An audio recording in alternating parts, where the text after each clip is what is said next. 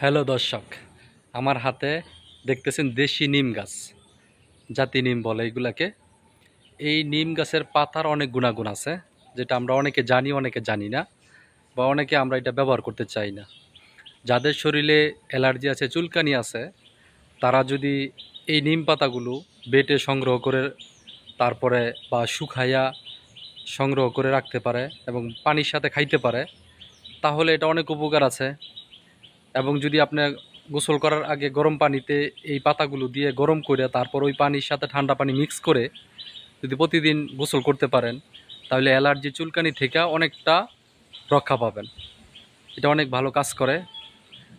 আর বিশেষ করে যদি অনেকে চেষ্টা করেন যে এই নিম পাতা বেটে তারপরে ছোট ছোট বড়ি বানাইয়া যদি খাইতে পারেন নিয়মিত, তাহলে অ্যালার্জিজনিত যে সমস্যাগুলো আছে, চর্মজনিত যে সমস্যাগুলো আছে, এইগুলা থেকে ইনশাল্লাহ অনেকটা মুক্তি পাবেন।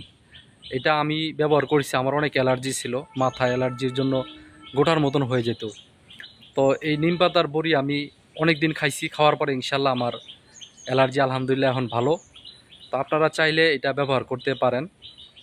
আর এইটার মাঝে আরও কিছু উপকার আছে, সেটা হচ্ছে এই যে এই গাছের যে ডাল আছে, এই ডাল দিয়া কিন্তু বিশেষ করে আমাদের মুসলমান সমাজে যারা আছে, আলেমুলামারা, হুজুররা, এই গাছের ডাল দিয়া কিন্তু মেসওয়াক হিসাবে ব্যবহার করে।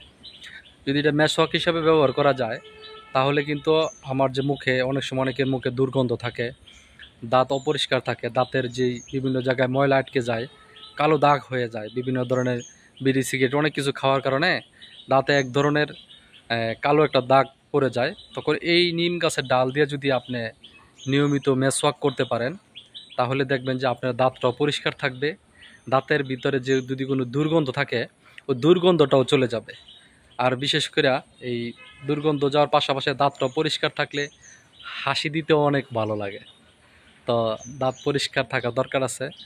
তো অনেক সময় দাঁতের ভিতর বিভিন্ন ময়লা আবর্জনা জমে থেকে দাঁতে পোকা ধরে।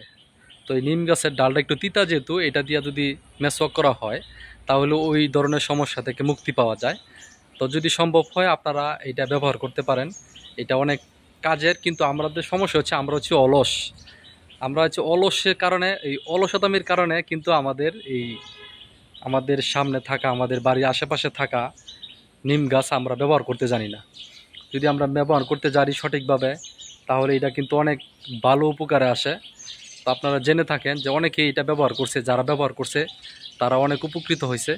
তো আমি আপনাদের সবাইকে বলবো, যারা অ্যালার্জিজনিত সমস্যা আছেন, চর্মজনিত সমস্যা আছেন, আপনারা এই জিনিসটা ব্যবহার করে চেষ্টা করবেন।